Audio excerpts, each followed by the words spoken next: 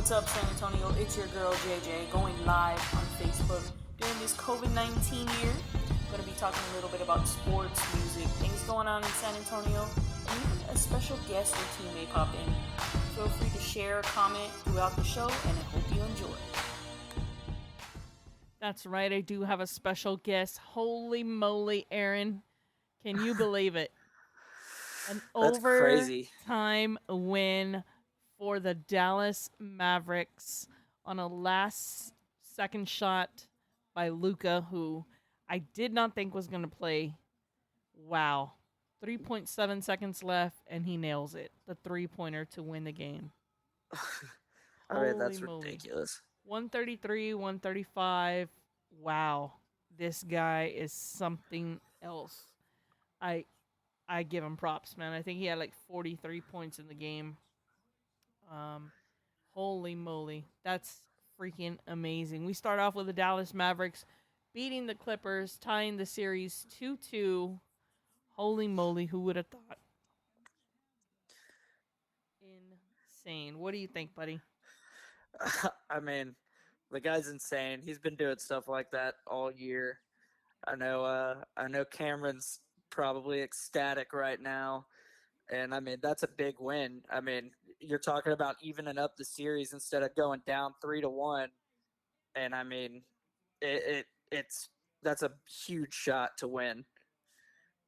I mean, watching him the other day limp off the court completely. I mean, just limping off the court was something that I didn't think we'd see him again. I saw them wheel the wheelchair up there, and I did not think he would be in this game today. And he's got like 43 points today. Yeah, and stepped up without Porzingis in the game. I mean, it's pretty insane, and the fact that this guy's, so young. I mean, what he's gonna do in the NBA is, I mean, we're talking insane. We're talking multiple MVPs probably in his career, and I mean, of course. I hate that it's for Dallas, but I mean, you can't knock it. I mean, he's just that good. Third player in postseason history with 40 points, 15 rebounds, and 10 assists. Only Oscar Robertson and Charles Barkley have done that. I'm that's just some amazed. Pretty great company. Yeah. I mean, this kid's got it. Like, seriously, Dallas knew what they were doing with this kid. Yeah. But holy moly. I mean, Kawhi Leonard had 32 points. He had, let's see here, 16 rebounds, 4 assists. I mean, 32 points, and this kid nailed it for Dallas, taking it away. You know, who surprised me also is Tim Hardaway. Tim Hardaway Jr. is got some talent, too. Mm-hmm. You know, 21 points in the game for him, but Luka, 43 points.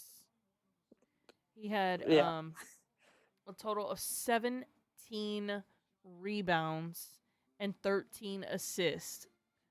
Holy moly. This guy just carried Dallas again to another win. Man, that is freaking amazing. Freaking amazing. Props to Dallas, 2-2 tying the series. Giving the Clippers some trouble, which is awesome. Well, we got a lot of sports to talk about. Obviously, a big win for the Dallas Mavericks, but of course, Philly, the Sixers, out of the picture. Can you believe that? You know, Philly has a way of building something up and tearing it down quickly. I mean, you'd think with all that talent they would put up a fight but you know what? At the same time, Boston is a heck of a team. I mean, Kemba and Tatum, Marcus Smart, all those guys. I mean, they've been playing really well in the bubble. They've been playing real well all season. I mean, I think that they probably have the best chance to take down Milwaukee in the East, them and the Raptors. I mean, but yeah, Philly, I don't know what's going on with them. I mean, you have all these number one picks and you just can't get it done. I know that the way Philadelphia sports go, those fans are not happy right now, and we'll see what happens with Philly. But I mean, I hats feel off to hats off to the Celtics. They played one heck of a series. yeah, I'm in love with Kemba Walker, of course, because he's a UConn grad. But I mean, coach, I think from Philly is gotta be gotta be a little scared for his job right now with everything that he has over there. Everybody coming to the bubble, the chances of him giving Toronto and Milwaukee a run and then getting swept by Boston. Mm-hmm. Ugh, yeah, kind of scares me for your job, but you know, coach, I wish him the best. I hope he does not get fired, but damn, it doesn't look good after getting swept. But you know, I'm very disappointed in my Brooklyn Nets too because I thought for sure they'd either go 5 games or go 6 maybe, but Mm-hmm. they're gonna get swept by Toronto tonight. Yeah. That's pregame. It should be starting here shortly. Of course, Utah and Denver.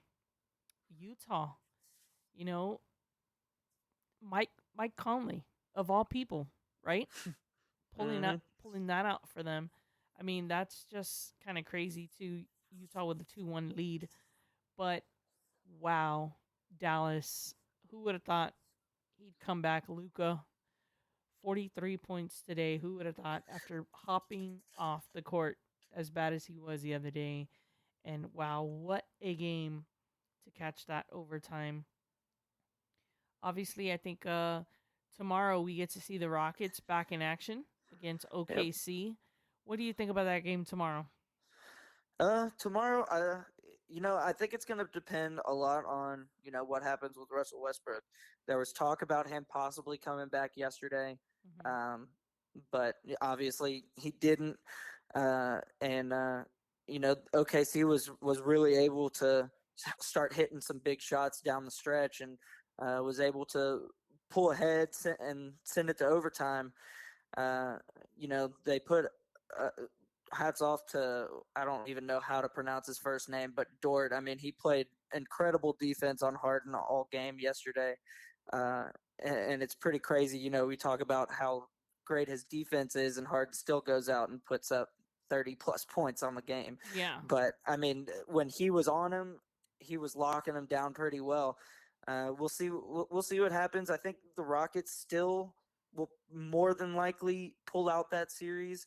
Um, I think they'll win tomorrow. I hope they win tomorrow because I would hate to see the series go to 2-2 because the Thunder are a talented team and their guard plays really well, and that CP3 has a little bit extra to play for right now. So we'll see. We'll see what happens. It's definitely going to be an exciting game tomorrow.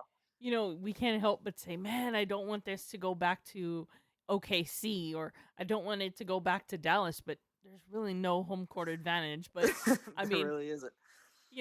I being in game operations and stuff like that, I know actually that the game directors are actually game directing remotely. Mm-hmm. And I tell you what, even though listening to the games yesterday, you knew, who was game directing. And Mm-hmm. you can hear it if you really, really pay attention to it outside of listening to ABC or TNT or something. You can hear what they're bringing in from previously recorded games. Oh And yeah. that sound, I mean, it's still there. That sound's still there. The noise level's still there. I mean, it's still got you thinking. You're at home. Yeah, there's nobody yelling at you or spit coming your way, but or beer being spilled, but it does make a difference. It does make a difference, and I don't care what anybody says about home court advantage. You can still kind of feel it in your organization's, um, so to speak, game production. Mm-hmm. So, yeah, I hate for it to go back any further or advance anymore. I really, really hope Houston does pull it out. Um, I'm a true fan of the game, so I really do hope Houston beats OKC. Also, tomorrow's Milwaukee and Orlando. I think Orlando pulls out one more. I really, really do. Well, it's possible. I mean, if they play like they did in game one, I mean, of course it's possible. Uh, they started off super slow in game two. I mean, they scored 13 points in the first quarter, and you're not going to beat Milwaukee by doing that. They started to hit some more shots later on in the game, but by then it was just too late. Uh, I wouldn't be shocked. They're really missing Aaron Gordon right now. He's a big part of that team. And it, anything can happen. The competition level in the bubble has been incredible this Mm-hmm. season. I mean, all the games are exciting. We haven't seen a ton of games that are just straight blowouts. And the NBA has done a great job with handling the bubble and keeping the production value as good as it has been. Yeah, I mean, this has been a crazy, crazy ride. Um, I just, I think it's weird how these playoffs are playing out. But Miami and Indiana as well.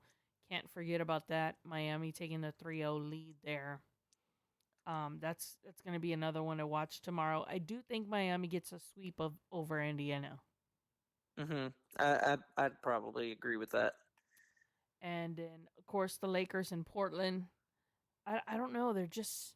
It seems like Portland kind of gave up the other night. Yeah, and we'll see how things are with Damian Lillard's hand. I know he dislocated a Mm-hmm. finger on his non-shooting hand, which might not be a big deal shooting, but I mean he makes a big portion of his plays off of while holding the ball, and we'll see if that's going to affect his ability to drive, make some type of play, and we'll see what happens. I mean, I don't think anybody's playing as good a basketball as Damian Lillard is right now, so I'm never going to count him out. Mm-hmm. But it's going to be interesting, and LeBron is always intense as he is. It's gonna be tough, especially with hobbled Damian Lillard. Yeah, so those games are on Monday. Milwaukee and Orlando, Houston and OKC, Indiana and Miami. Obviously, Dallas just pulled up a major, major win to tie the series 2-2 against the Clippers. Boston, of course, swept. Um, we still have today, of course, Denver and Utah. I think Utah takes that one, giving them the 3-1 lead. And then, of course, Toronto is also playing tonight against the Brooklyn Nets. Actually, they should be starting here shortly. So, Yeah, it should be in a couple minutes. I actually think my Brooklyn Nets kind of just gave up when they went to the bubble, and I know they were down some players, and not everybody truly traveled, but I think they literally just kind of folded and said, "Screw it." Yeah, you know what? They have a lot to play for next season. I mean, you're gonna have Kevin Durant coming back, and seeing Kyrie and KD work next season is definitely gonna be something to watch in Brooklyn. So I know they're really excited about that, and we'll see what happens. Round two is going to be something else. I mean, obviously Boston will advance, but I'm not sure how that bracket is truly playing out. I don't have it in front of me, but man, there's going to be some good games to come in the NBA. So shout out for that to the NBA for doing so well in the bubble. They really made this bubble work. I have to Hmm. give it to them because I did not think we'd get as far as we've done with these games, and I really didn't think half the players would stick to it. But hey, when you're missing basketball as much as they probably are too, they stuck with it, and it's showing. It's really paying off. Absolutely. But before we stop talking basketball, I want to give a quick shout out. It is Kobe Bryant's birthday. Kobe Bryant would have turned 42 today. How crazy is that? Uh, I mean, I still remember it like it was yesterday, getting the news that he was Yep. gone, and I still find it so hard to believe. Uh, you know, the sports. He was just such a big titan in sports in general. Everybody knew who he was. Mm-hmm. There wasn't anybody that you know wouldn't recognize him, and the fact that he went down with Gianna. I mean, it it hurt. It definitely hurt, and we miss Kobe. Uh, we still remember him, and we still miss him, and uh, but you know, uh, it's definitely a bittersweet day for sure because you see all the tribute across the sports world. I mean, the Dodgers wore Kobe Bryant jerseys pregame today. I Mm-hmm. saw a few others. Mike Moustakis of the Reds wore a Lower Merion Kobe Bryant jersey. I mean, so he is very very much missed and will be for a long time. Definitely throughout the sports world. Um, I've had numerous um, conversations with Kobe with my years working with Spurs, and it was so funny because this morning I woke up thinking of our second, I think it was our second to the last conversation that we had, and it was mainly joking about UConn basketball Hmm. and the Final Four because he kept saying, "Oh, Gigi loves UConn," and we would have these UConn conversations, and then here I am going back to work tomorrow at the Alamo Dome, and it would have been the Final Four, and I'm just thinking, wow, I get to go back to work. My main thing was, wow, I just want to get back to work because I want to be there. But I'm already gonna start preparing for the Final Four, and I knew he would have been there, and we would have had the UConn conversations of can Coach Gino Ariema stick it out to Coach Gigi, and he said, I don't care. I remember us having that conversation. He's all like, I don't care if the man has to coach till he's like 85. He's going to coach my daughter. But yeah, I mean, man, I would have loved to been able to see that. That is one thing that's always going to be shoulda, coulda, woulda, wish it would have happened Hmm. to be able to see that. But happy birthday, Kobe. Wow. Tomorrow is Kobe Bryant Day. Obviously, 24th is his actual Kobe Bryant Day that they're celebrating it. New Hmm. shoes coming out, new jerseys coming out. So can't wait for tomorrow.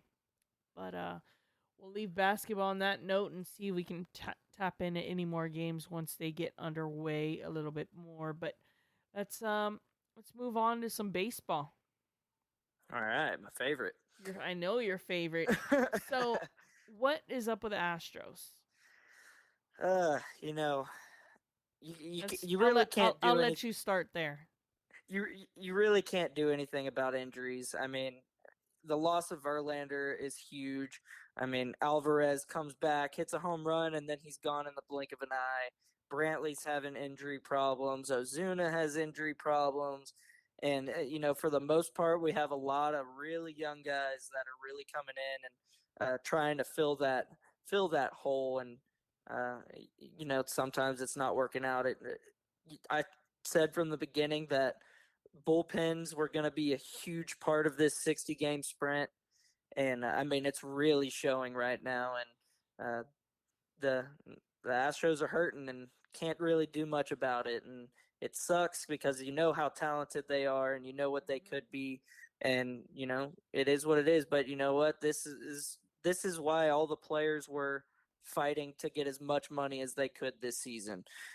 When you train and you prepare and you do all these things and get game ready and then have to take 2 months off, 3 months off, it's hard to get back up to speed super quickly, no matter how hard you were working out, hitting off the tee, doing running, working out, anything like that. Your body still isn't quite game ready. And I think you're seeing that a lot, especially with these pitchers. Their arms just haven't been able to bounce back.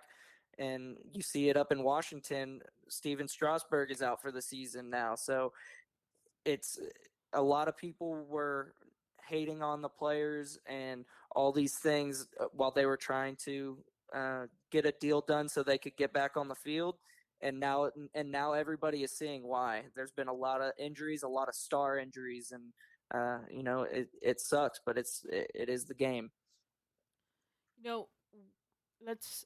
There is a lot of injuries. Obviously, Aaron Judge, Gleyber Torres, James Paxton for the Yankees, Alex Bregman. You talked about Rolando Acuna Jr. from the Braves, Justin Turner, the Dodgers, Chris Bryant, Tyler Chadwood, Jose Quintana from the Cubs, Corey Dickerson, Francisco Cervelli from the Marlins, Steven Strasburg, you talked on that one, Matt Shoemaker, Trent Thornton from the Blue Jays, Yadi Diaz, Nick Anderson, Chaz Rowe, Charlie Morton Rays, Zach Little from the Twins, Madison Bumgarner, you talked on that one, Dylan Moore from the Mariners, Salvador Perez. Ooh, that's a big blow for the Royals right there.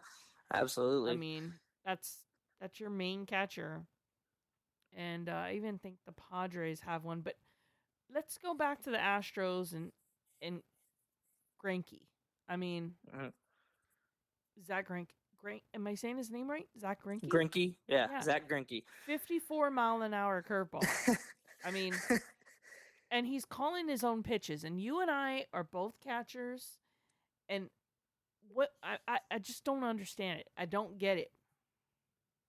Zach Greinke is a guy that's going to beat to his own drum. He's been doing it his entire career. There's no other words that you could say for him. He's a national treasure, and he does things his way. And the fact that he is able to do all this with his anxiety problem is pretty amazing.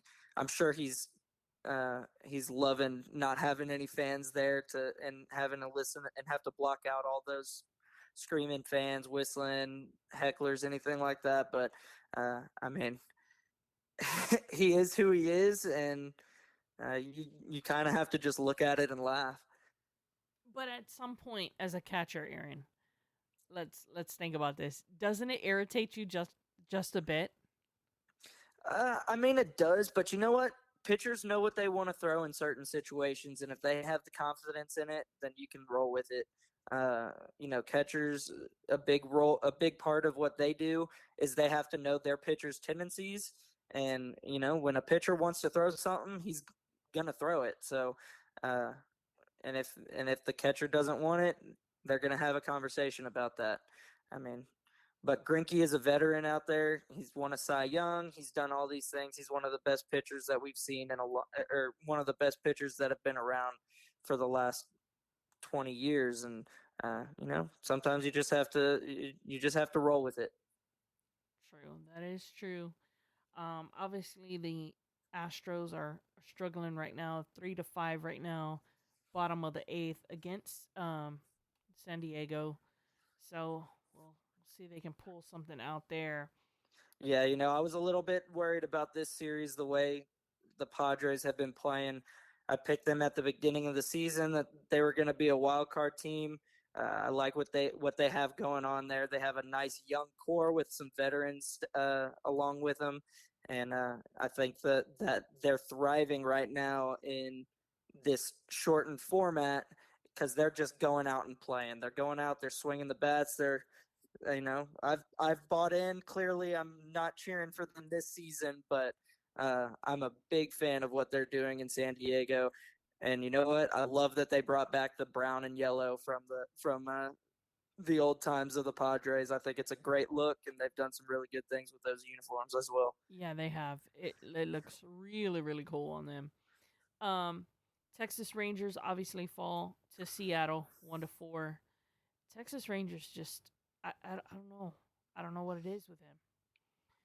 Yeah, you can't score, you can't win games, and their pitching doesn't help them too much. Obviously, they have Lance Lynn, who's had a pretty good season, but other than him, Kluber has struggled a little bit. He also, I believe, had a little bit of a injury at the beginning, but it's tough to win games when you just don't have the hitting available and your pitchers aren't helping you out much either. So we'll see what happens. I miss the times when both the Astros and the Rangers were good. Those were interesting series, and it was a lot of fun to watch. And now that we're in the same division, the potential of the rivalry is something that we have to pay attention to.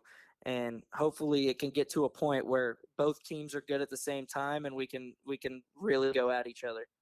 Yeah, and I think the Astros. I think the Rangers have not been good since they got rid of Coach Washington. I Yeah. think right after that, right after, of course, I would love to tease Vanessa that they choke every time they get close to the World Series. But I think ever since they got rid of Coach Washington, it's just been completely downhill for them. They can't even get into the postseason. Nowhere. I mean, it's just obviously they're just having some issues. Chicago White Sox and the Cubs. Obviously, Cubs took that one today, 1-2. You know, I love those close knit city series. You know, the Chicago series. Just like the Subway Series in New York. Obviously, my Subway Series is postponed, and I'm really grateful for that because of all the injuries the Yankees have. But you know, the Cubbies are right there. Yeah, I mean, both Chicago teams are right there. The White Sox have really built their team. You know, the White Sox used to be a laughing stock. Mm-hmm. They couldn't get anybody in the stands, and obviously they can't play with anybody in the stands. But I know that stadium would probably be packed right now with what they've been doing. They called up their top prospect, Luis Robert, and he's an absolute stud. I mean, he patrols center with crazy speed, has a ton of power in his bat, and they've also made the additions with Yasmani Grandal behind the plate, trading Chris Sale for I'm sorry, what's his name? Second baseman, Yohan Moncada. Uh, I mean, that was a couple years ago, but you're seeing it now pay off, and everybody was like, well, why would you get rid of Chris Sale? He's your best player. Well, this is why, because you were building towards something more than what you were already at. And they've done a really good job of putting pieces in place, and it'll be interesting to see because they have a lot of young talent. Same with the Padres, a lot of young talent, and we'll see what happens there. I like them to to give the Indians a run for their money in the AL Central. So it's definitely good times to be a Chicago fan on both sides. Mm-hmm. I'm a huge Baez fan. I mean, that boy can tag like no other. Oh yeah, I I mean, mean he does some magic stuff with his glove. There's a reason they call him El Mago. mm-hmm. You know, it's funny because I know obviously I don't think you'd probably remember Ryan Sandberg, but wow, the complete change of guard at that position at second is hmm freaking amazing. It's crazy. hmm Yeah. So, yeah, the Cubbies they got something special over there, but you're right, so do the White Sox. So that's going to be something to keep an eye on throughout the remainder of the season. Cincinnati falls to St. Louis. That one doesn't really shock me though. Uh, yeah, I like Cincinnati a lot. I've picked them many times as my dark horse this season. Uh, but you know, they're having some struggles right now. They do have some star power right now. I mean, Trevor Bauer, whether I like him or not, is having a phenomenal season. Uh, and if they really get the bats going, they can definitely be a dangerous opponent with Nick Castellanos, who's having a phenomenal year, and some other people as well. So, uh, but you know what? Those interdivision rivalries are gonna be tough fought games regardless. And then of course, the Twins versus the Royals. Obviously, the Twins pulled out the win, 5-4 today.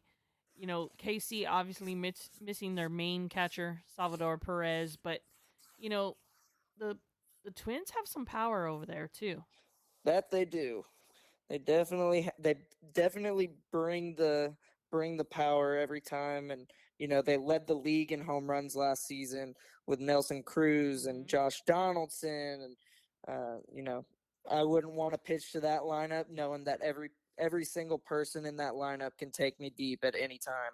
Yeah, I mean Nelson Cruz had obviously two home runs today.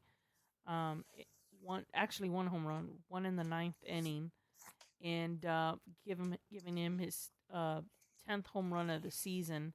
I'm just like, wow. I mean, this guy has 26 RBIs already. Mm-hmm. It's pretty insane. And Nelson Cruz has always been that guy. I mean, even back when he was in Texas, everybody knows he's not a defensive player. He's a power bat, and he's definitely thrived in being able to just DH, and he's kind of rolling with it. Yep, that he is.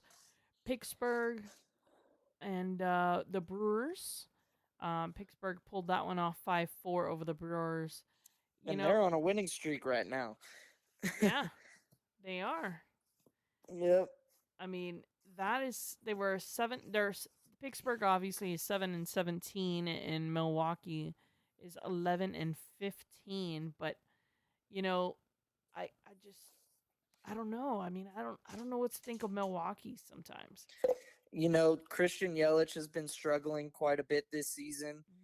Mm-hmm. They definitely have the ability to be a contender.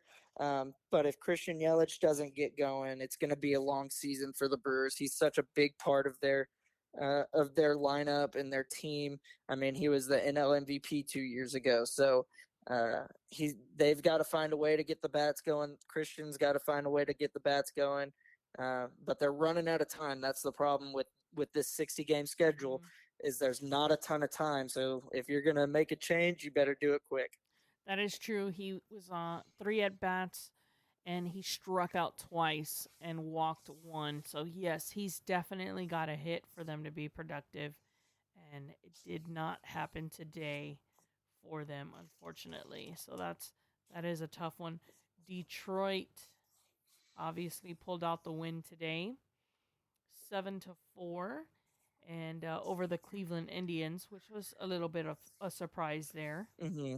I thought that Indians would take that one, but Detroit. I mean, hey, they pulled out a win. They need to stay in contention with the Yankees and Boston and everybody else, and of course, obviously Cleveland as well in the division. But I don't know about Detroit. Yeah, Miguel Cabrera is towards the end of his career. Other than Miguel Cabrera, they really don't have much of a veteran presence right now, and they're struggling, and they probably will. But they called up their top pitching prospect, and Casey Mize, who was the #1 pick 2 years ago, and that's the one thing that if your team is struggling, you got to look forward to, and hopefully you have a team like Detroit or the Astros a few years ago when they had their #1 pick streak and everything like that they're making the right moves that are going to make their teams better. Yep, that's true. They're going to make their teams better. And Tampa Bay beat the Blue Jays 5-4. The Rays are not a team to miss with right now. They swept the Yankees. And they weren't last year. They weren't last year, but they swept the Yankees. I mean, they just took it from them, and now they're on to the Blue Jays. And I have to say, you've been a longtime Astros fan. I know your dad is a huge Astros fan, but Craig Biggio's son is killing it, dude.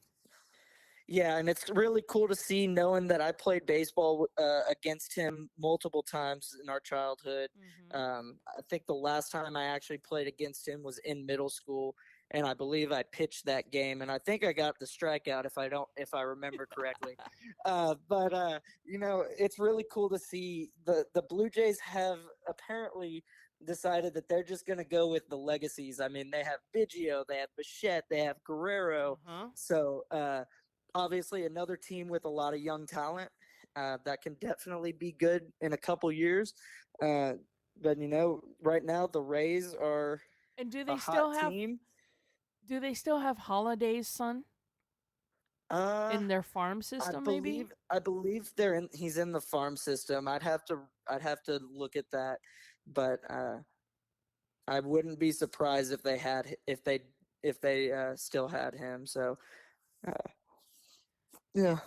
Yeah, but Tampa Bay, they got something good going on over there. Mm-hmm, I don't sure. know. I don't know what it is, but I hate to say it, but hopefully these storms hit Tampa Bay area and kind of slows things down over there just a bit. But not that I'm wishing any bad hurricanes on anybody or any tropical storms real bad on anybody, but man, we need them to get cooled off a little bit to kind Yeah. of get back and play with them. Yeah, absolutely. But Baltimore beats Boston again. Boston is the Jesus. first team to lose 20 games this season. I mean, 9-20.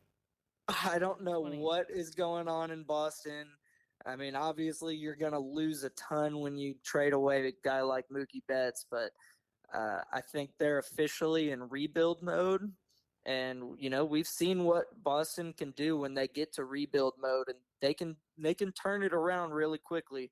But yeah, it is not looking good for Boston. Their pitching has been awful. They haven't been able to score a ton of runs, and anytime you lose to a team like Baltimore, there's issues.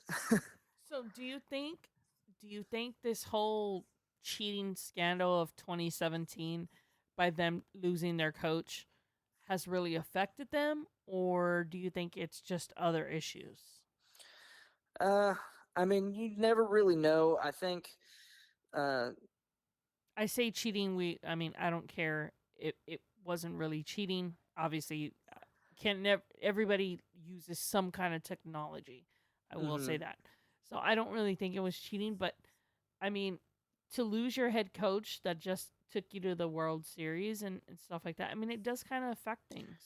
Yeah, it does. I mean, and Alex Cora what was mostly punished for the Astros scandal.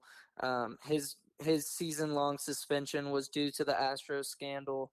Um, I have trouble.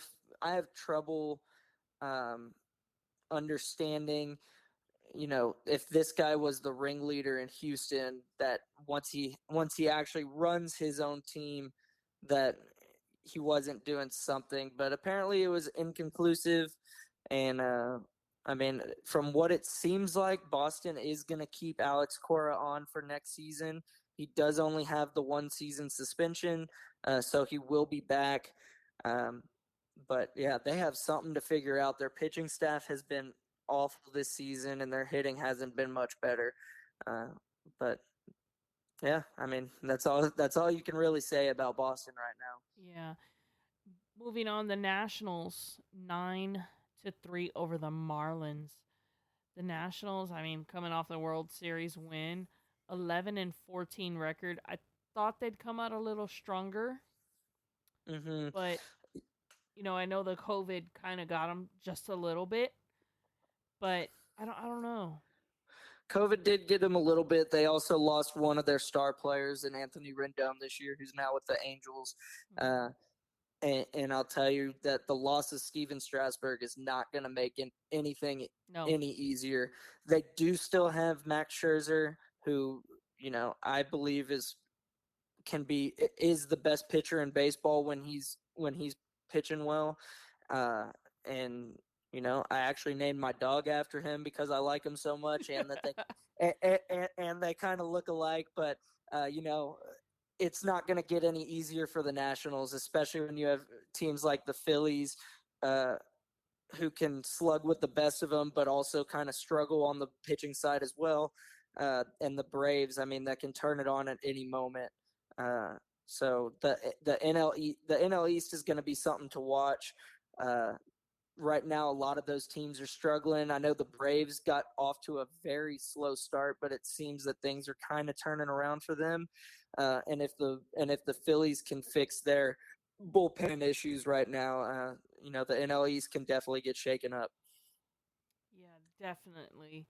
Let's see here. Atlanta, of course, and Philadelphia just underway. Oakland and the Angels are tied 4-4 in the ninth. What do you think about this new rule with runner starting on second base now?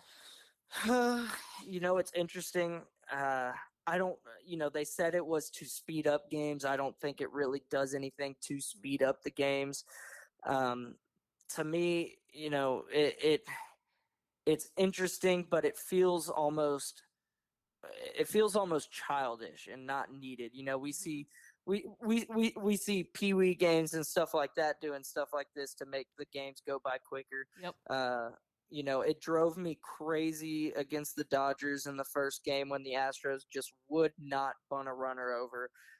If you're the home team and you hold the visiting team to no runs in the top half of the inning, I don't understand what happened to the bunt, why teams rarely use it now.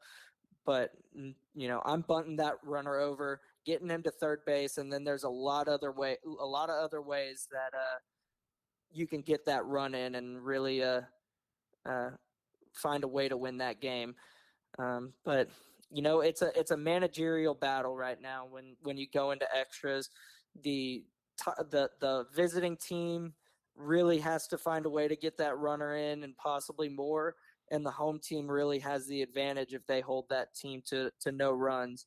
I'm just gonna pause real quick. It looks like Kyle Lowry just Yep. headed to the Locker room with an ankle injury, so that's a big loss for Toronto if he can't come back. Definitely.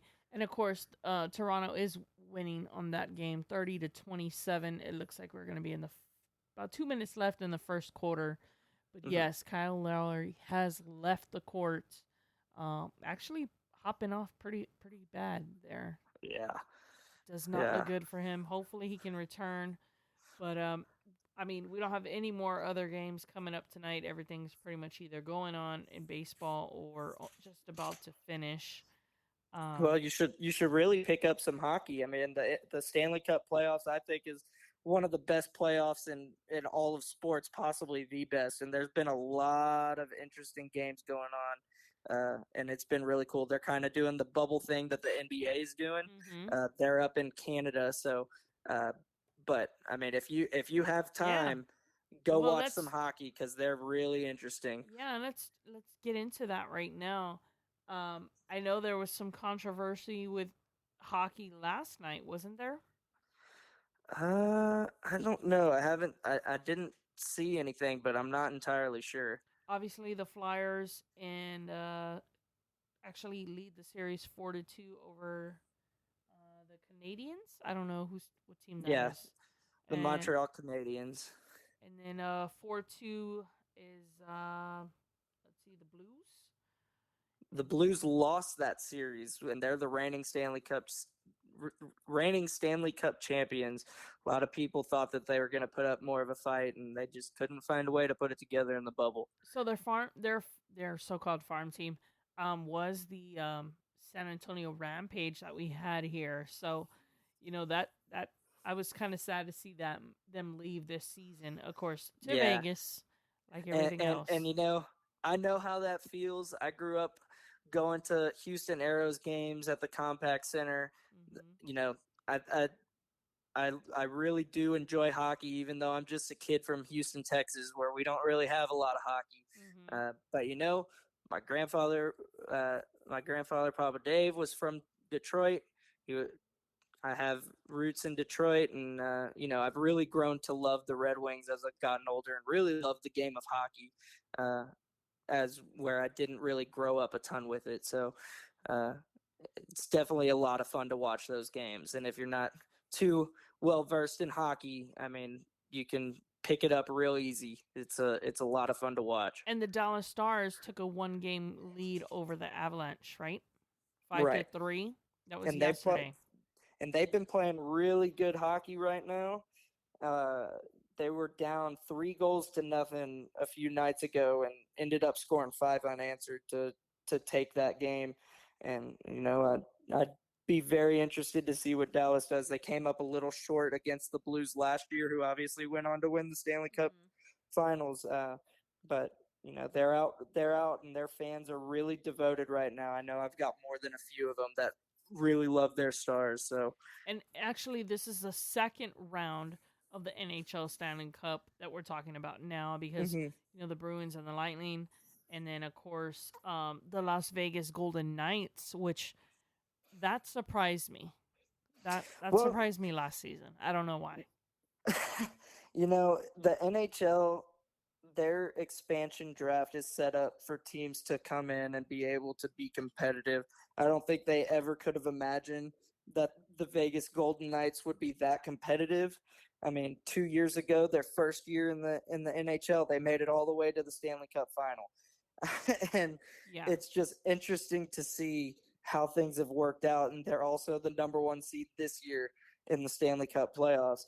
I'll tell you what, they have some of the best looking uniforms and They do. logos in hockey. Obviously, I'm partial to the Red Wings and the Blackhawks, those original six teams, but Mhm. uh, the Vegas Golden Knights have definitely gained a lot of fans since they joined the league with just their overall look and the way they play. So, uh, I yeah, have to say, when I was in Vegas in October for a concert, um, I saw their uniforms, and of course the Lady Liberty that's there in Vegas was lit up, was covered in a Golden Knights jersey, which I thought was pretty cool. But yeah, they do have some sweet uniforms, and hockey in Vegas, never would have thought those two would go together, but Vegas is making a run for a lot of big sporting events, and who would have thought that the first professional Big Four sport in Vegas would be the NHL? Uh, I that blows my mind.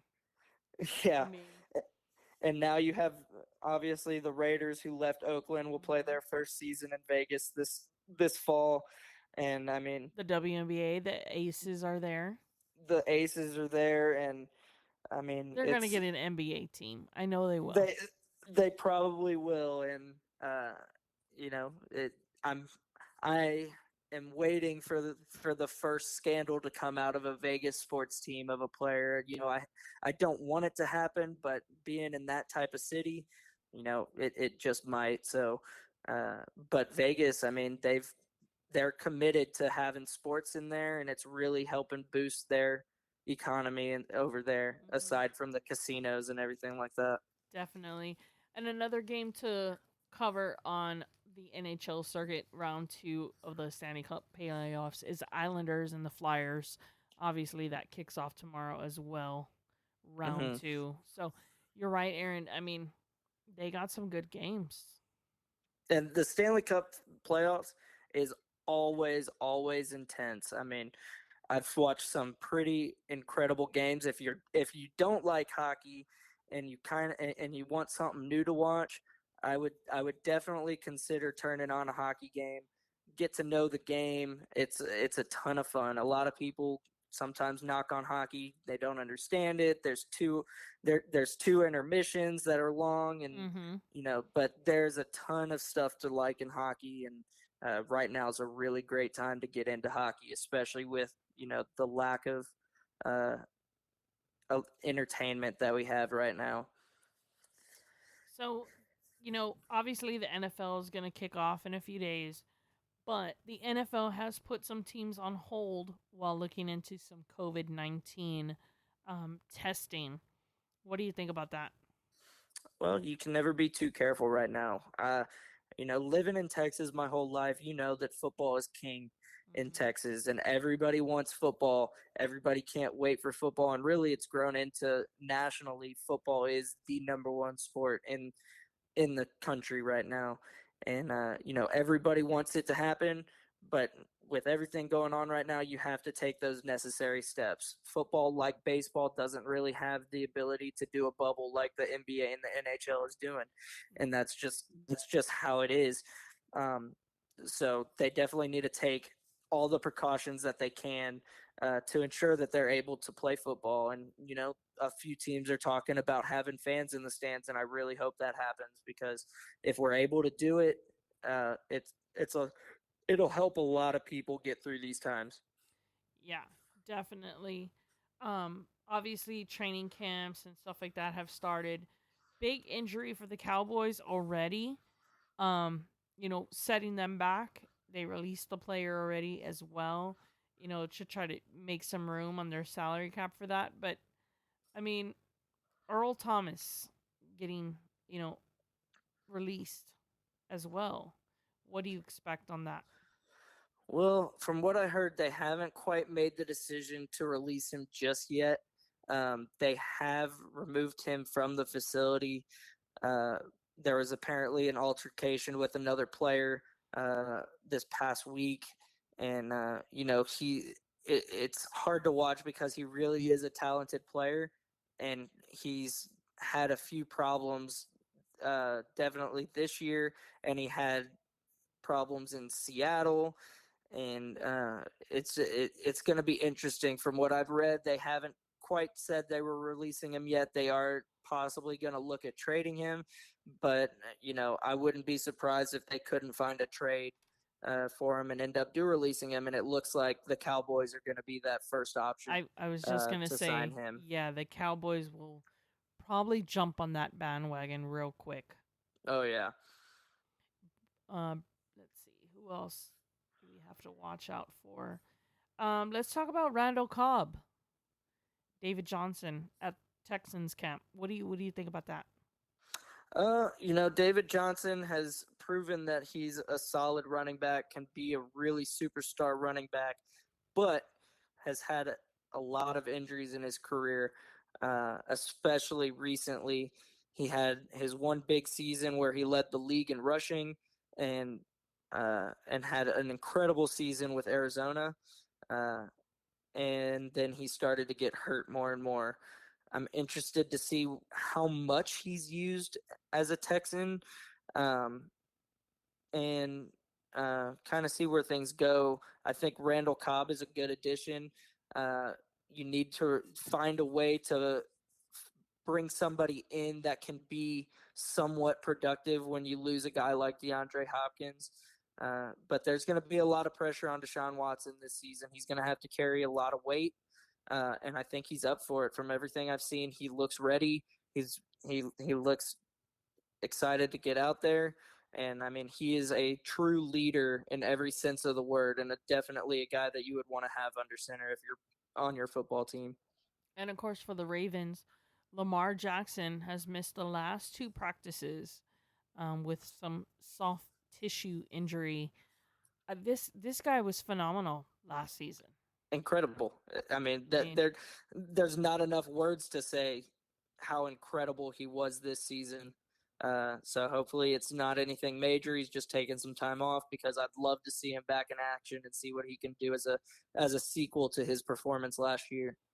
And then Washington releasing Cody Latimer. I don't know about that. Like, yeah, I don't know what happened there.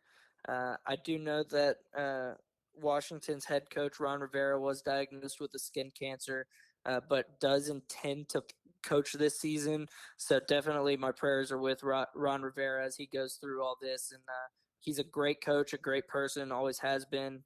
And joining a new team this season and having to deal with this is going to be tough for him. But he seems like he's made his decision that he's going to continue to coach this season, which is a very good thing. Well, we are about I think it's 25 days away or 24 days away from the actual kickoff, correct? Yep, I believe so. I think it was 23, 24 maybe. I know the Texans versus the Chiefs, which is actual. There's no preseason. There's no preseason, which kind of scares me. Yeah, hopefully it won't impact the players too much. Obviously, I talked about it with baseball and making sure that you're game ready. Those preseason games will really help with that. But with everything going on in the coronavirus world, they wanted to, get to the regular season as quickly as they can. That I don't know how excited I am as a Texans fan for that first game. Patrick Mahomes is insanely talented. Just signed the richest deal in NFL history. And it still hurts to think about the fact that we had a 21-point lead on the Super Bowl champions, that we could have moved on from that. But we'll see what happens. I don't foresee the Texans winning that game. I hope they do, but Kansas City is a heck of a football team. Obviously, the reigning Super Bowl champions with a perennial MVP candidate and Patrick Mahomes at quarterback. So we'll see what happens. It's funny, you scroll down and you kind of look at the paper or website, whatever you want to call it, where you look at your scores and games, and you just see the W. I'm sorry, but I miss the Redskins logo already. I Yeah, and truly do. I don't understand why it was so hard for them to come to a decision on a name. Uh, you know, whether or not you view the Redskins name as a racist term or anything like that, they are a staple of the NFL and have been around for so long that that logo has really been ingrained in our minds, and it's been one of the most famous logos in sports. Um, I thought that they would be able to come to an agreement on a name. I personally thought, maybe just go with the Warriors, keep the logo, maybe take out the Native American face, and maybe put a W in there, but keep that circle with the feathers. I mean, it's a really good looking logo. It's going to be weird when we're talking about Washington football and they're just the Washington football team. Because that's But literally what it says. that's W literally it. football. They are the Washington football team.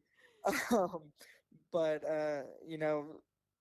I hope that they're able to come to an agreement on a name soon because those Washington fans are definitely very devoted, and they have been for a very long time, regardless of their struggles. Uh, and I I don't really know what else to say about that. Yeah. Obviously, the Cowboys will have the nightcap game of the last game of the night on Sunday on NBC versus the Rams, which, you know, I don't know. The Cowboys have a lot of options now, but if they just need to stay healthy. They hmm really do. That's a big thing. I mean, staying healthy and not staying healthy can be the difference of your team winning a championship and not making the playoffs. Um, so I believe that game is in LA, Mm-hmm. and I It believe is. it's the first game that the Rams will be playing in their new stadium, which looks phenomenal. If you haven't seen videos of it or pictures of it, it looks really good. And the Rams are going to have something to play for. I know that Jared Goff, their quarterback, struggled a lot last year. But let's not forget, he's also a quarterback that led his team to a Super Bowl 2 years ago. So definitely not just a pushover game, even though the Rams did struggle last season for the Cowboys. And we'll Bef- see what happens. Before the whole COVID thing happened, I was obviously working at the Dome, and we got word that, you know, cross our fingers, we might actually be hosting another few NFL games. And I was like, Hmm. what are y'all talking about? Well, apparently, I don't know if it was their stadium or the Vegas stadium. They did not think they were going to be ready on time. Hmm. So they were already making arrangements here in San Antonio to host 2 or 3 games. Hmm. And Interesting. I was so excited for that because I was like, wow, I remember when we had, of course, the New Orleans Saints for 3 games. They played Buffalo, Atlanta, and Detroit, and the Alamo Dome was just rocking. And Mm-hmm. I was so excited to think, wow, professional football could be coming back. But now with COVID, I really haven't, obviously been at work, but I haven't heard anything either. So I don't know those stadiums are complete. If they are, more power to them. That's awesome. But if they're not, they're still kind of on the limb of not being done. Mm-hmm. Wow, what a change of scenery that would be for them. And, and you know that San Antonio would show out. I mean, Of you saw it, course. you saw it with the Saints. They've been itching for football for a very long Mm-hmm. time. And when the AAF came around and San Antonio had a team for the short time that they were around, I know San Antonio packed that building. Mm-hmm. And I've seen a lot of people wanting the XFL brought to San Antonio, and I think that would be a great idea for the XFL to do. Obviously, they didn't get to finish their first season, so they're probably going to stick with the 8 teams that they have at least while they're changing new ownership and everything like that. But I hope that I really enjoyed the XFL. I thought it was a lot of fun. I actually went to a game in Houston.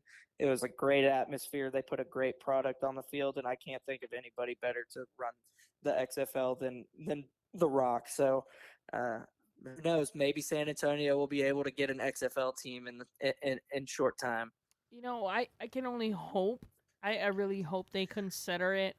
I think that San Antonio has done a good job of showing that they can support football and screw Jerry Jones on being the only, the only one that has to have, San Antonio territory. Yeah. I think he got pissed off when the Texans really kind of changed design and took over a little bit more. Mm-hmm. And I this city's so divided, but we want football.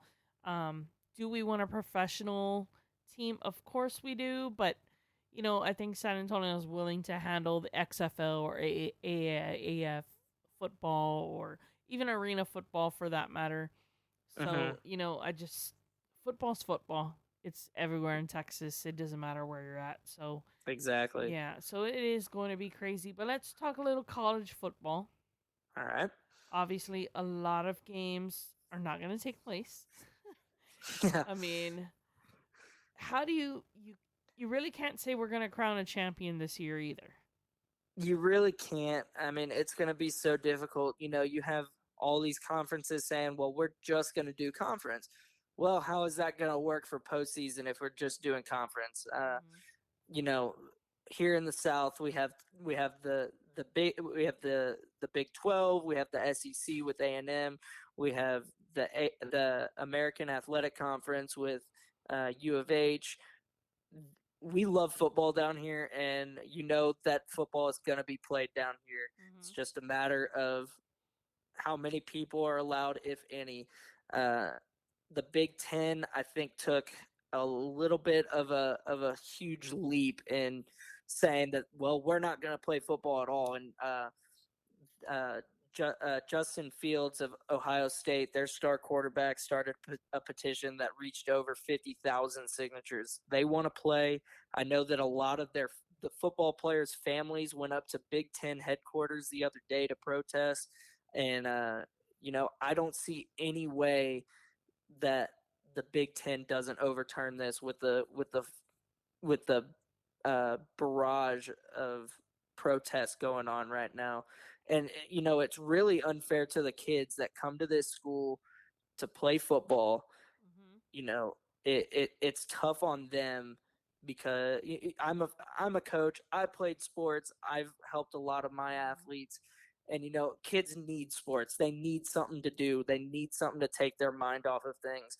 And not being able to play that sport is really going to hurt a lot of these kids. So I hope and I really think that the Big Ten is going to overturn that decision to not play this season. But time will tell. In general, I think kids not being able to play sports, the fall sports, I guess you would call it, right? Mm-hmm. We would call it fall sports. Mm-hmm. The volleyball, all those sports that are all getting canceled, but yet you're keeping football. I don't understand that part of things. Well, it's hard because if you look at the breakdown of how much money is made from college football compared to other sports, football really pays for a lot of the other smaller sports. Obviously, football, basketball, and baseball are the two biggest college sports there are. Football overwhelmingly makes close to $100 million, if not over, depending on the school, a season. Baseball sometimes makes money, sometimes doesn't, depending on the school. Basketball typically is the same way. It's very hard for a school to take away that type of income coming into the school by taking away football. And honestly, if you don't play football, even if you're saying, okay, we're going to suspend this sport for this season in hopes of bringing it back, if you don't have football at all, you may not see those sports coming back to those schools. And there have been schools that have already said, we're dropping soccer, we're dropping volleyball, we're dropping baseball. I believe Bowling Green dropped baseball. So it sucks that you have to compare it because of money. But I mean, football won't be touched at a school because of how much money it makes. You know, I think it also comes down to tuition prices. Without football, those tuition prices are gonna rise because these schools need more ways to get money into their schools. Um, so that's kind of the reason why football has taken a higher priority over a lot of these smaller sports. Um, it's not right, especially for the players that have to miss their seasons while football gets to play.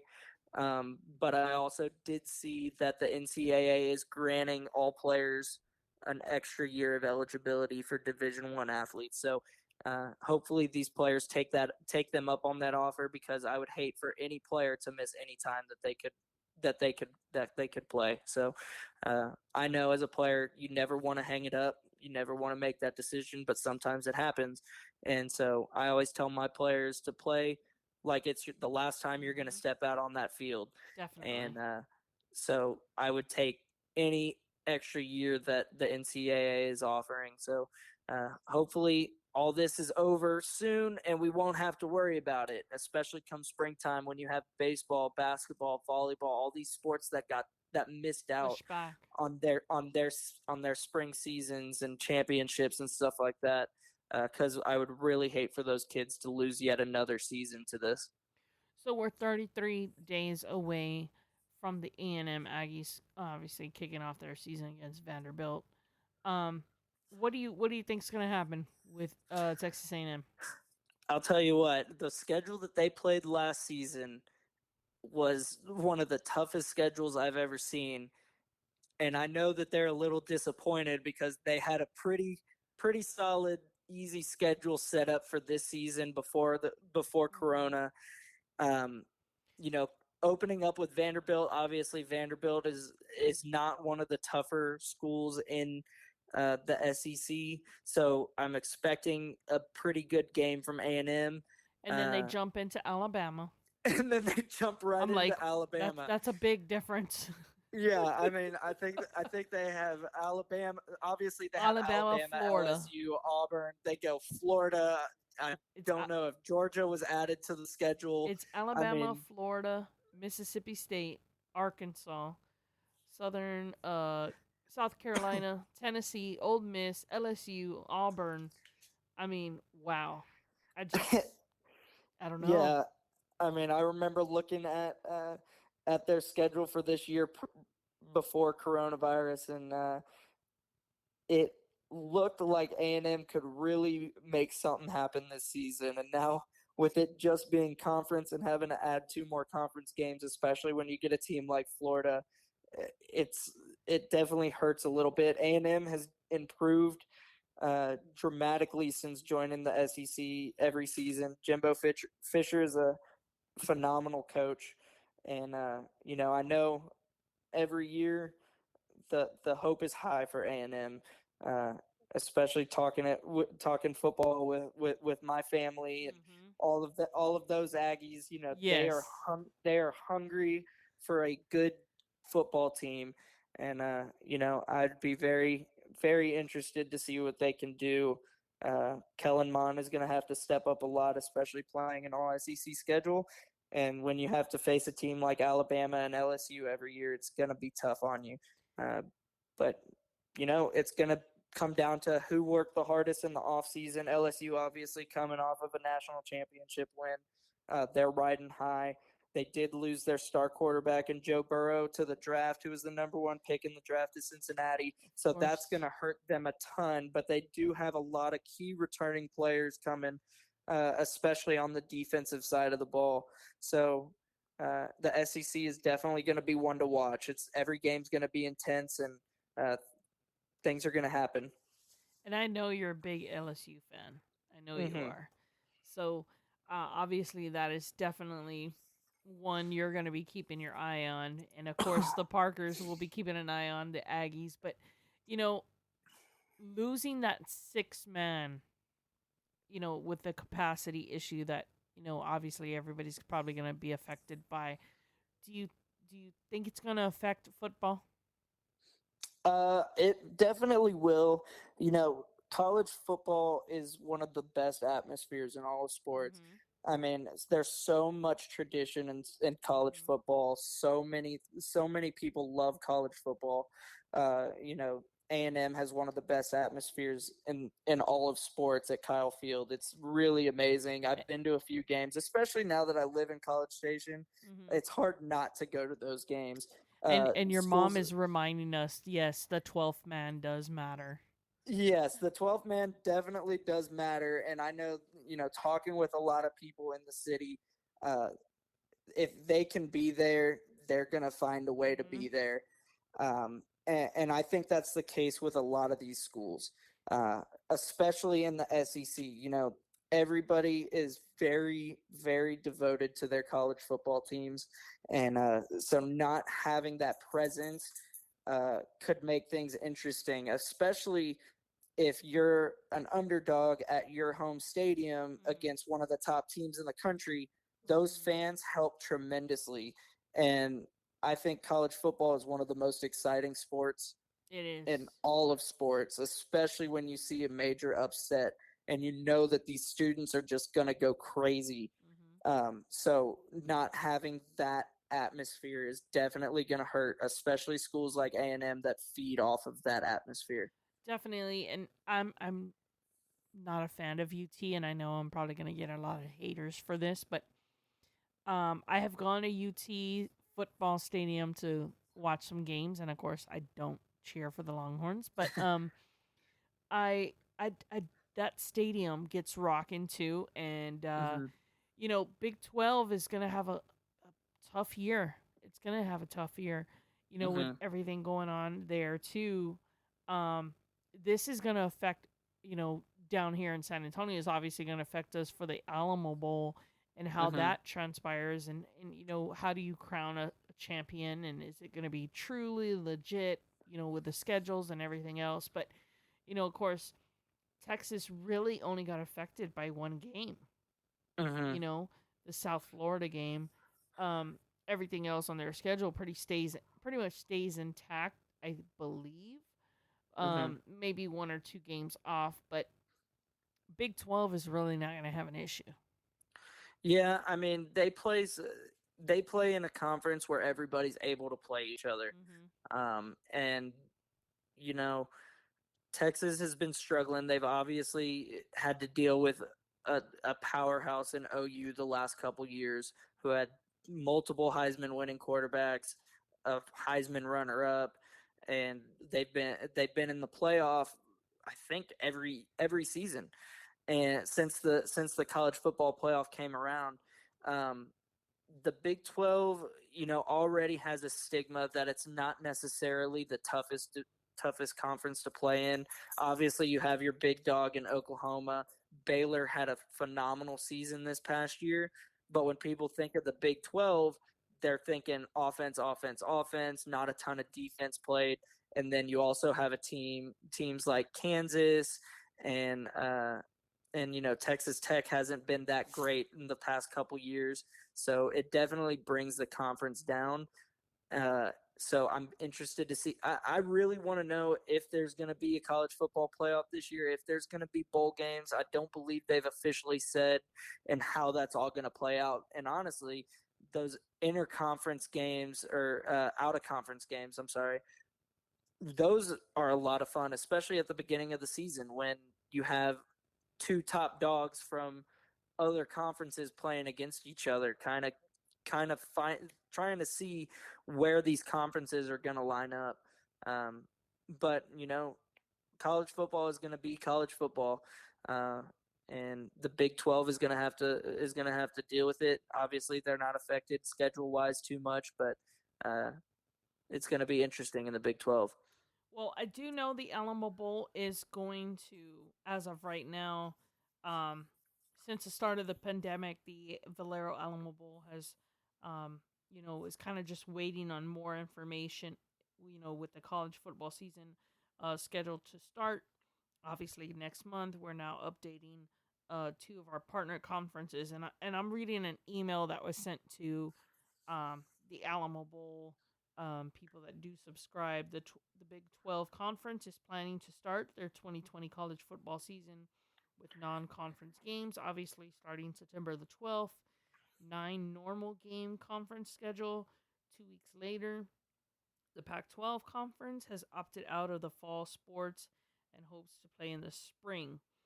But it says while we are planning to host a 22 Valero Alamo Bowl game in our normal December date, there is still a lot of uncertainty around the game time, game date, and who will be participating. Mm-hmm. So obviously, they're going to have to, they're trying to, by reading this, I feel that they're going to try to find somebody to replace the Pac 12. Mm-hmm. And how that comes about, I don't know. Will it still be one of the top 3 most watched games? I don't think so. But who knows? Mm-hmm. I mean, um, obviously, San Antonio does need the Alamo Bowl. It's huge for us here. It brings in a lot of money for the Mm-hmm. city.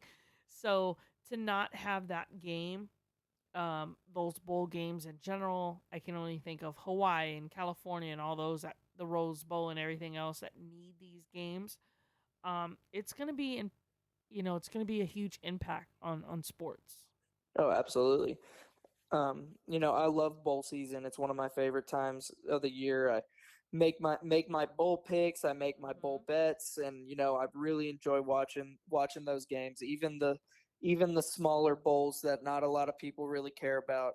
It's a lot of fun to watch these kids. A lot of them putting on the pads for the last time, especially in those smaller bowls. Mm-hmm. Um, and just at that point they're playing for heart, and so bowl season is definitely something that brings in a ton of money for a lot of communities. I mean, there's 50 something bowls, and a lot of them are in small cities as well, and those cities really really need those bowls to happen. So Mm-hmm. uh, we'll just have to sit and wait and see how it plays out. And I'm going to enjoy every minute of college football that I get, and I just have to continue to look at it that way. I'm sitting here and luckily I get to go back to work. I know that's so repetitive for me to say, but I'm excited, but then I'm looking at the schedule and I'm like, damn, UTSA, obviously Conference USA, kicks off September 12th. Luckily, I'm thankful it doesn't kick off here, um, because I need about a month to set up the Alamo Dome with everything Mm-hmm. that's needed. So, um, Conference USA, which is UTSA, they play Texas State September the 12th in Texas State, and then we kick off the season against Stephen F. Austin, who we've never played. So this will be the first time we play them, but we also play Memphis, and we've never played them either. Well, So, I'll tell you what, Memphis always has a way of putting a competitive team out there. I know it from years of going to mhm. U of H games and seeing them, and they always find a way to put a good product on that field. They did just lose their coach, though. Their coach left and took the Florida State job, so he was a big part of building that program into what it has been the past couple of years. And so I'm interested to see how the changing of the guard at Memphis affects their program. and and looking at this schedule for UTSA, the first 2 games obviously are pretty big games to me, um, attendance wise, because one, you hardly ever get to see Memphis. So Mm-hmm. if San Antonio's smart, yes, I get it. COVID, obviously, people need to take precaution, but if you're going to be allowed to go, and with the capacity that we have and how we can spread everybody out, that's one game I would go check out, especially the Stephen F. Austin game. Um, I know it's tough. I know everybody's concerned about this whole bubble, but really, San Antonio is only going to host 5 UTSA games. Stephen F. Mm-hmm. Austin on the 19th, the 26th against Memphis, October 24th against Louisiana Tech, November 14th against UTEP, and November 28th against North Texas. Mm-hmm. So 2 games in September, one in October, 2 games in November. Shortened season, kind of feels like that. But yeah, even San Antonio is going to have, a tough time this season, I think. even with a new Mhm. coach. Mhm. So we'll just have to wait and see, and hope that we can actually have a full season. Just a quick update on the Toronto game. Um, 5.9 seconds left in the second quarter. Toronto up 75-67. I think Brooklyn is officially going to get swept. Yeah, and this is a very high scoring game. Yeah, I uh, mean, I just seemed like I just turned a minute ago and I thought it was in the 50s, but Jacques Vaughn is the coach of the Brooklyn Nets right now as interim coach. So I don't know what happened. I totally missed that. Cuz he wasn't the head coach a few days ago. yeah. So I don't know what happened there, but and if that has any effect on what's going on with this series, but Sean Marks going back to basketball, Sean Marks is going to have to figure something out. Obviously, yes, you're missing your main key players, but you got to get a coach over there. And I love Pop, so if Pop wants to move to Brooklyn, more power to him. Uh-oh, Kyrie is looks like somebody's leaving the arena. They just showed Hmm. somebody walking out of the arena, so not sure as that was not Kyrie Lowry leaving the building. Hmm. I did see TNT. not. Oh yeah, there he is. He's hobbling out to a van. I guess they're taking him to go get that ankle checked Yep. out. But So it does you not know, look like Kyle Lowry will be back for the Rafters, but judging by the score, I don't think they're gonna need him. yeah, they do have Pascal Siakam, who Mm-hmm. made a name for himself Of in the course. playoffs last year and has continued to play well and really fill that void that Toronto lost with the loss of Kawhi Leonard. So I don't think it's going to affect the Raptors in this game. It looks like they've got a pretty good thing going into the half. But definitely, if Kyle Lowry isn't able to return to the Raptors for a little while, it's going to hurt them a ton, especially going deeper into the playoffs and having to play teams like Boston and Milwaukee. Now let's touch back on the Dallas win before we wrap things up. Um, do you think Dallas can secure just with Luka, or do they need Porzingis? Uh, you know, it's gonna if they don't have Porzingis for the rest of the series, it's gonna be tough for them to really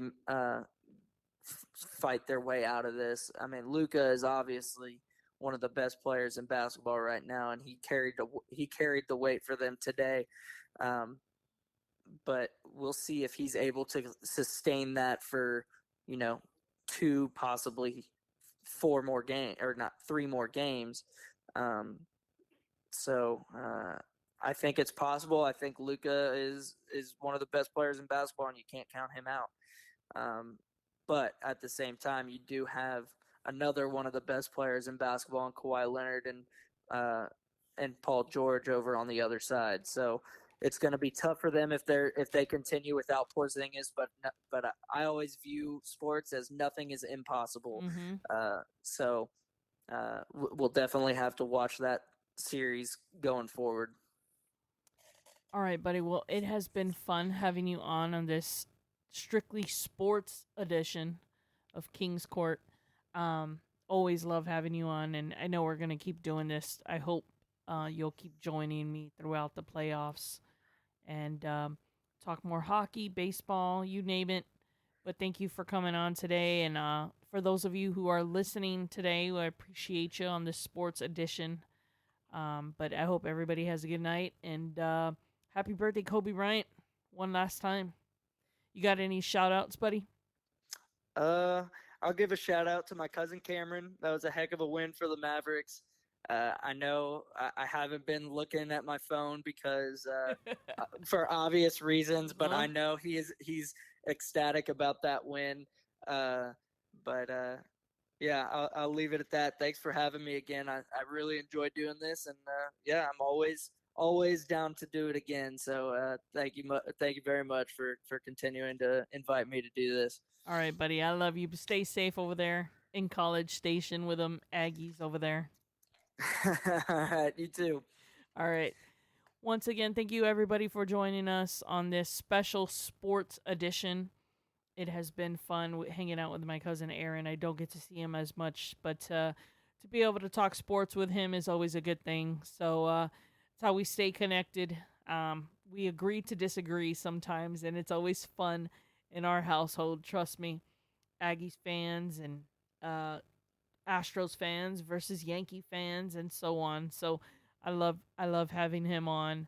But again, thank you so much for watching. To the doctors, EMS, fire, teachers, nurses, everybody on the front lines, thank you for all that you do. Thank you for keeping us safe. San Antonio, don't forget to mask up. Mask up. It's getting crazy. And all those kids that may be starting school on Monday, good luck. Enjoy the first day of school. And I will see you guys soon. Have a good one, everybody.